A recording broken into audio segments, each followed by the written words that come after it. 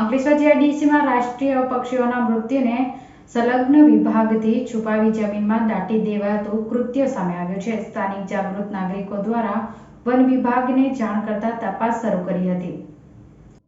અંકલેશ્વર ઔદ્યોગિક વસાહતમાં આવેલ રાયલીઝ ઇન્ડિયા કંપનીના કમ્પાઉન્ડની બાજુના ખુલ્લા પ્લોટમાં મોરના મૃતદેહને જમીનમાં દાટવામાં આવ્યાની માહિતી 20 મે સોમવારના રોજ સવારે 11 કલાકે સ્થાનિક જાગૃત નાગરિકને મળતા પ્રાથમિક તપાસ બાદ વન વિભાગને બોલાવી તપાસ શરૂ કરી હતી અને ખોદકામ કરતા 2 મોર અને 1 ઢેલ એમ 3 મોર પક્ષીઓના મૃતદેહને બહાર કાઢવામાં આવ્યા હતા.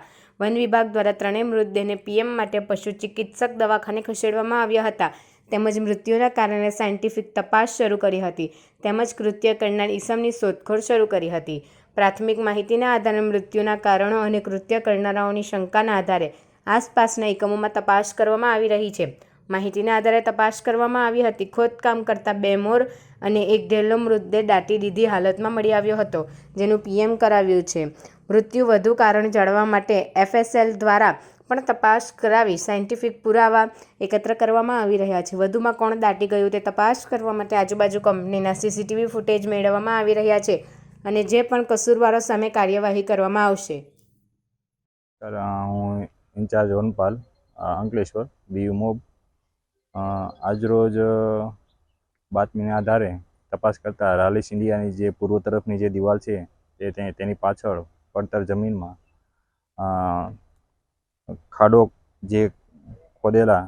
ખોદી અને મોર જે આપણું રાષ્ટ્રીય પક્ષી છે તો તેમાં 2 નર જાતિના મોર અને 1 ઢેલ એમ કુલ 3 મૃતદેહ મળી આવેલ છે અને આજુબાજુમાંથી જે મુદ્દામાલ મળે તે સગે વગે કરી એકઠો કરેલ છે અને આગળની તપાસ ચાલુમાં છે અને આવું કૃત્ય કોણે કર્યું તેની તપાસ ચાલુમાં છે.